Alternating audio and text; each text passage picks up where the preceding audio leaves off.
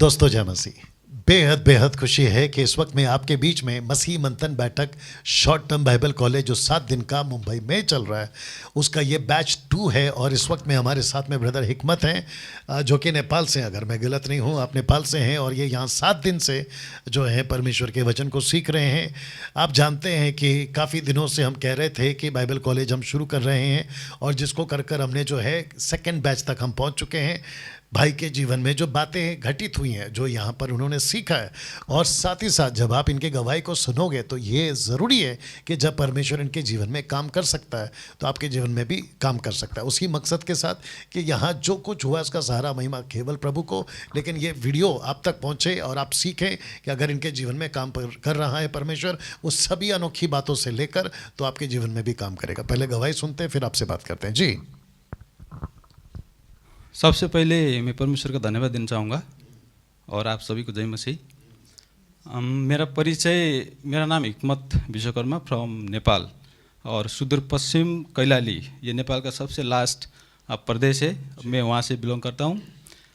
और MMB D12 short term Bible college Mumbai, मैं इससे पहले एक मेरा छोटा गवाही में उसको शेयर करना चाहता हूँ, जो कि पास्टर जी से मेरा जब वीडियो को फर्स्ट मैंने देखा उसको थोड़ा मैं कहना चाहूँगा।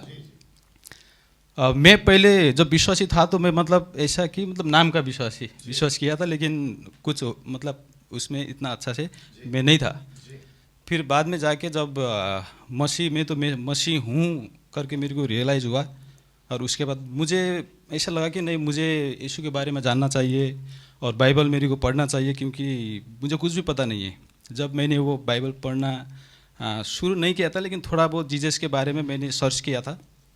उसके बाद मैं चर्च में जाता था, बट मैं चर्च में जाके मैं संतुष्टि नहीं था, मतलब मैं सेटिस्फाइड नहीं था, क्योंकि वहाँ पे बहुत चीज़ें मुझे मैंने देखा उसको, तो मुझे लगा ऐसा नहीं हो सकता है, बहुत गड़बड़, मतलब मेरे को लग रहा था कि नहीं ये ठीक नहीं है, ये कैसे क्या हो रहा था। तो इस चक्कर में मैं मतलब इतना मजबूत नहीं हो पा रहा था वहाँ पे, मतलब मसीह में मैं मजबूत नहीं हो पा रहा था। तो मेरे अंदर कुछ बातें खटक रहा था कि ऐसा क्यों हो रहा है। जैसे बहुत गड़बड़ी हो रहा था, जैसे टोंग, और उसके बाद ताइद दशमांश, और उसके बाद जिस तरह से विश्वासियों को वहाँ पे एक बोझ की तरह, मतलब एक अलग तरीके से वहाँ पे मैंने देखा, तो मैं उस चीज़ से मतलब मैं संतुष्टि नहीं था। तो जब मैं मसीह में आया, परमेश्वर का कॉलिंग एक हुआ और मेरा उद्धार हुआ, सबसे इम्पोर्टेंट। पहले उद्धार नहीं हुआ था, उद्धार क्या पता नहीं था। उसके बाद जो भी हो रहा था, मसीह क्या होता है, कैसे होता है, ये सब कुछ नहीं पता था। फिर बाद में जाके मुझे ये सब चीज़ रियलाइज़ हुआ। उसके बाद मैं मसीह में थोड़ा आगे बढ़ने लगा।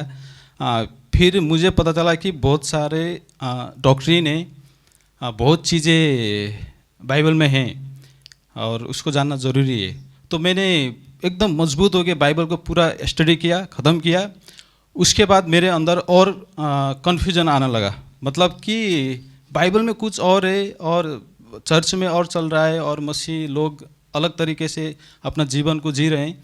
तो मैं ज़्यादा कन्फ्यूजन हो गया। उसके बाद मैं और घुस गया अंदर, क्या है कैसे है, सब कुछ मुझे जानना था। मैंने जितना हो सका मैंने सर्च किया मोबाइल में और बाइबल में, जो भी देखा, तो वो सब चीज़ से मैं संतुष्टि नहीं था। तो उसके बाद मैं यूट्यूब में बहुत वीडियो देखता था और गूगल में सर्च करता था। जितने लोगों को मैं सुनता था वहाँ पे भी इतना कुछ डिफरेंट मेरे को नहीं मिल रहा था। मतलब वही जो भी प्रीचिंग चल रहा है, जो भी हो रहा है, मतलब नहीं हो रहा था। मतलब मेरा अंदर से ना, मैं मतलब संतुष्टि नहीं था, मैं सेटिस्फैक्शन नहीं हो रहा था।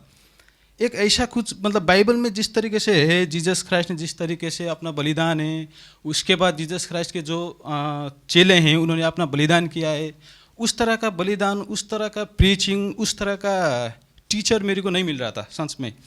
फिर उसके बाद लॉकडाउन के टाइम पे मैंने सर का छोटा सा एक वीडियो देखा, छोटा सा वीडियो, और वो छोटा सा मतलब 2-3 मिनट का था, आई थिंक 2-3 मिनट का वीडियो था। उसको देखा, मतलब मैं चेंज हो गया पूरी तरीके से।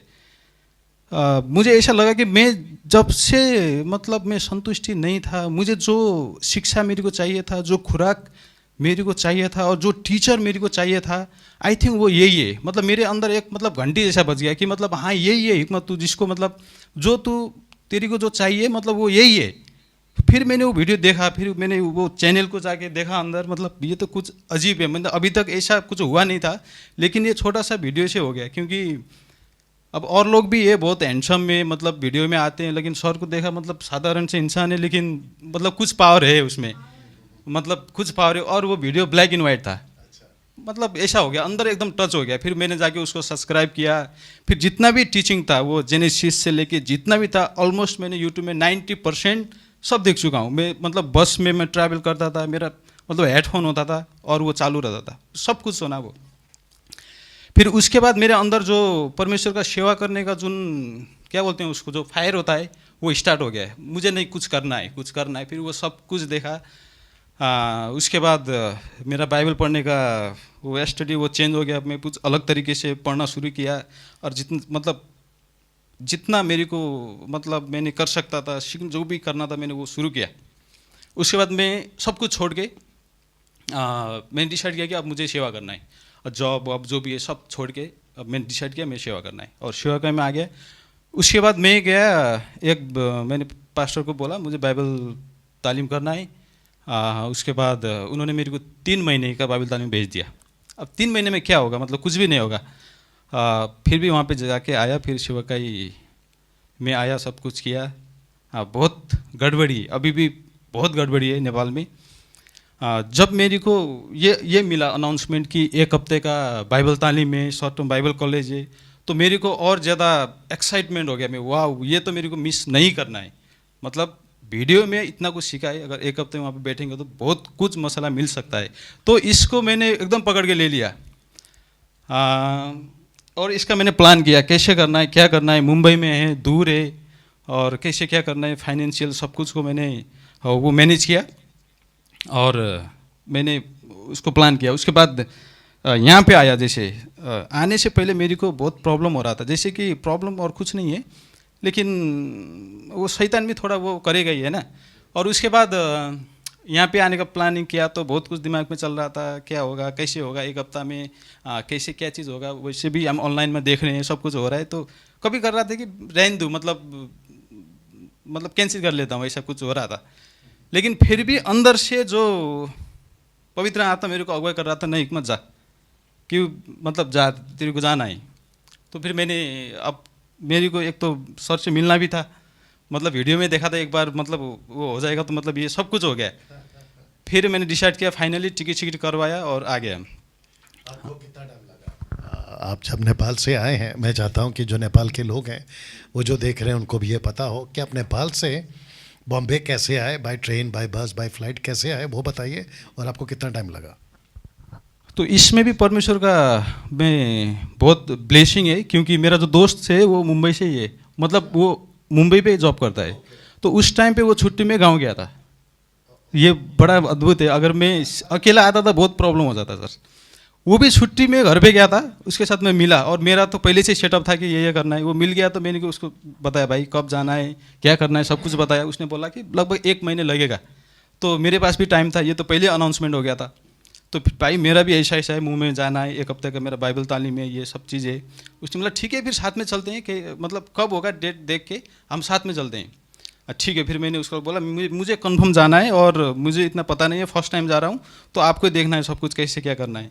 उसने खुद ने टिकट बुक किया, उसके बाद डेट सब फिक्स हुआ, आया। मेरे को आने में कितना लगा, 1 दिन पूरा ट्रेन में, बाई ट्रेन 1 दिन पूरा ट्रेन का सफ़र करके, और वो दोस्त ने मेरे को यहीं छोड़ के गया, यहीं तक। ये सब परमेश्वर का एकदम ब्लेसिंग है। और उसके बाद यहाँ पे आया, आने के बाद रास्ते में दिमाग में जो भी चल रहा था, जब सर को यहाँ पे देखा, मेरा वेलकम किया, तो सब कुछ फिनिश हो गया। जो भी स्ट्रेस था, जो भी थकान था, सब क्लियर हो गया। क्योंकि सर को देखने के बाद, वेलकम करने के बाद सब कुछ अंदर आया, ये सेटअप वेटअप सब कुछ देखा, तो अब बहुत अच्छा लगा। मैं वैसे ही फ्रेश हो गया यहाँ पे। तो फिर अगले दिन से हमारा सेशन स्टार्ट हुआ। और सबसे इम्पोर्टेंट क्या है कि मैंने जो सीखा है बाइबल में, हम लोग, मैं खुद लीडर हूँ, मैं खुद सेवा करता हूँ, खुद बाइबल पढ़ता हूँ, कभी मैं प्रीचिंग भी करता हूँ, लेकिन बाइबल के अंदर बहुत चीज़ें हैं। एक तो बाइबल को कैसे पढ़ना है, सबसे इम्पोर्टेंट। हाँ, अब बाइबल को हम साधारण और बुक्स की तरह पढ़ते हैं, लेकिन बुक्स की तरह पढ़ते हैं, लेकिन ऐसा नहीं है। बाइबल में बहुत डीपली अंदर घुसना पड़ता है, उसका हर एक चीज़ हमको क्लियर करना पड़ता है। ये सब चीज़ यहाँ पे सीखने को मिला। क्योंकि आज ही हम एक वो पाउल का मतलब वो लेडीज़ लोगों को सिर पे दुपट्टा नहीं रखना है, उसके बारे में इतना कन्फ्यूज़न है। अगर वो चैप्टर हम पढ़ेंगे तो हम खुद भी कन्फ्यूजन हो जाएंगे। मतलब उसको इतना डीपली अंदर जाके उसको समझना, ये मतलब समझना है ना। वो मतलब नॉर्मली हम पढ़ेंगे तो उसको नहीं समझ पाएंगे, थोड़ा सा मुश्किल हो जाएगा। हाँ, यहाँ पे कुछ अलग बोला है, यहाँ पे अलग बोला है ना। इतना बहुत सारी चीज़, इसको डीपली जाके उसको सीखना, अध्ययन करना तो यहीं पे पॉसिबल है मुझे लगता है। ये मतलब अब मैं खुद बाइबल तालीम कुछ महीने करके आया था, वहाँ पे ऐसा कुछ नहीं, वो नॉर्मली जो होता है वही हुआ है। लेकिन इतना अंदर तक जाके हम कॉन्फिडेंटली उसको बोल सकते हैं कि हाँ ये चीज़ है, ये ठीक है, ये गलत है, यहाँ पे ये घटना है, यहाँ पे ये है, इस तरीके से। तो ये कॉन्फिडेंट, ये जो सीखना है मुझे यहीं पे आके वो मिला।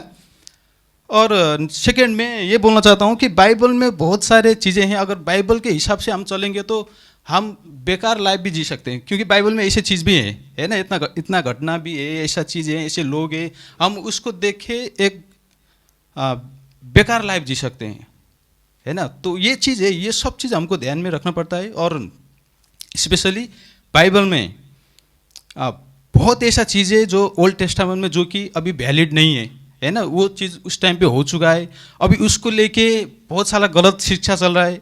और अब दशांश हो गया, ये तो नॉर्मली है, दशांश हो गया, उसके बाद टोंग्स, अन्य भाषा हो गया।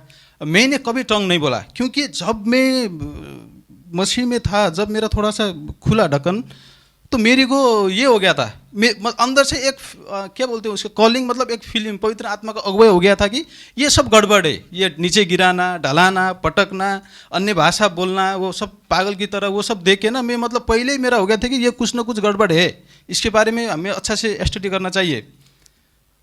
तो फिर जाके स्टडी किया और कहीं पे ये नहीं मिला, मैं संतुष्टि नहीं हुआ। फिर सर को जाके जब हमने वो वीडियो में सब कुछ मिला तो सब क्लियर हो गया। अभी दिमाग में जो भी कन्फ्यूजन था यहाँ पे आगे अभी सब क्लियर हो गया, अभी कुछ नहीं है ऐसा।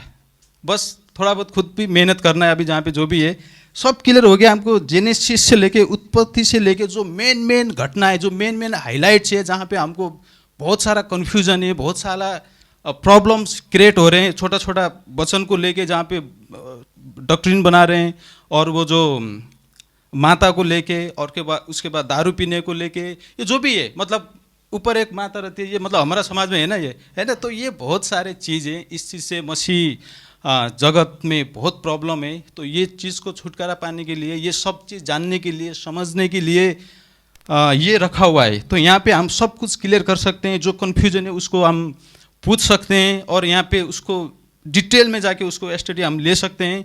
और इतने छोटे टाइम पे ये सब कुछ करना पॉसिबल नहीं है, और ये मतलब कभी हुआ भी नहीं है।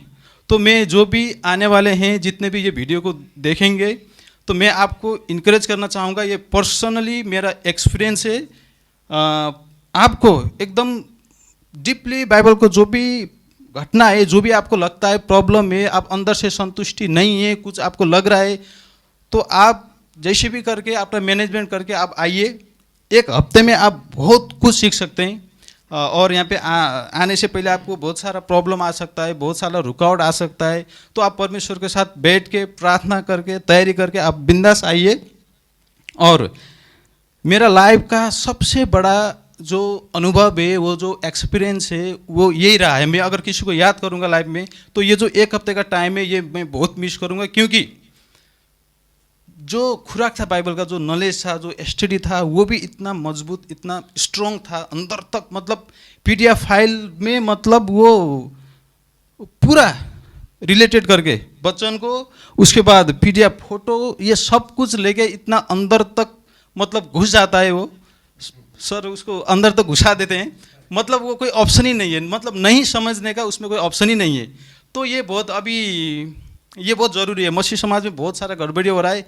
अभी हम यूथ लोगों को, हम जवान लोगों को इस तरीका का ये बाइबल तालीम, अध्ययन, स्टडी, और ये एक तालीम बोल सकते हैं, इसको करके और अपना जो सेवकाई है, अपना जो मिशन है, इसको बहुत आगे बढ़ाना, जो गड़बड़ी है वहाँ पे क्या है कैसे जानना, ये हमको बहुत ज़रूरी है। ये क्योंकि अब हम यूथ लोगों को बहुत ज़रूरी है। नहीं तो फिर अगर हम इस टाइम पे स्टैंड नहीं लेंगे, हम इसको नहीं जानेंगे, नहीं पता कर सकते हैं, तो फिर बाद में जाके और दिक्कत हो सकता है। इसीलिए मैं स्पेशली जवान यूथ ब्रदर एंड सिस्टर को यही इनकरेज करना चाहूँगा, आप प्लीज़ जो भी आना चाहते हैं, जो भी आपका प्लानिंग है, आप इसको कंटिन्यू कीजिए, उसको बीच में रुकावट मत लाइए। आप कृपया आप आइए और सीखिए।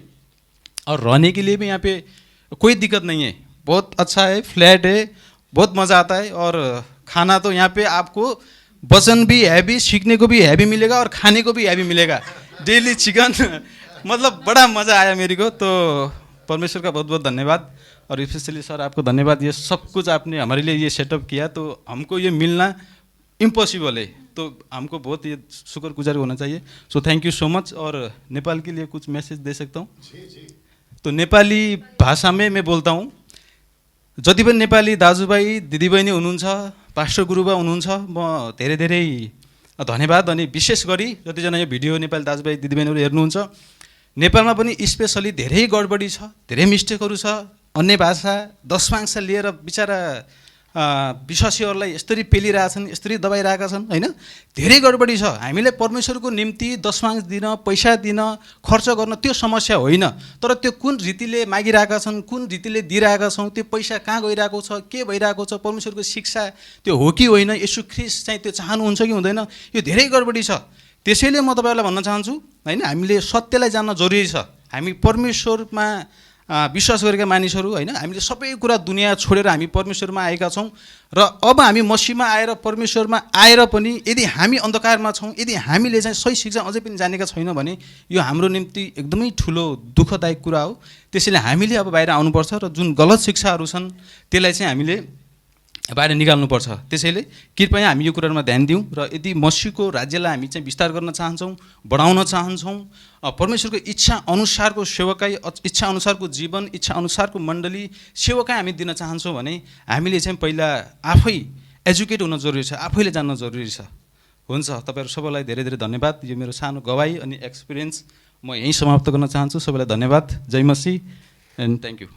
रुकिए, क्या बात है ना? मैं समझता हूँ कि जितने भी नेपाल के हमारे मसीह भाई बहन हैं, आपने इनको 2 लैंग्वेज में सुना है, और जो अनुभव आपके साथ में शेयर किया है उससे आपने अंदाज़ा लगाया होगा कि मात्र 7 दिन में इतनी सारी बातें from Genesis to Revelation impossible है। तो मैं आपको वेलकम करता हूँ।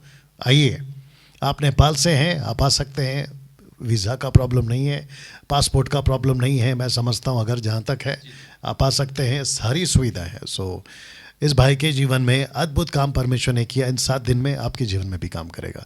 सो गॉड ब्लेस।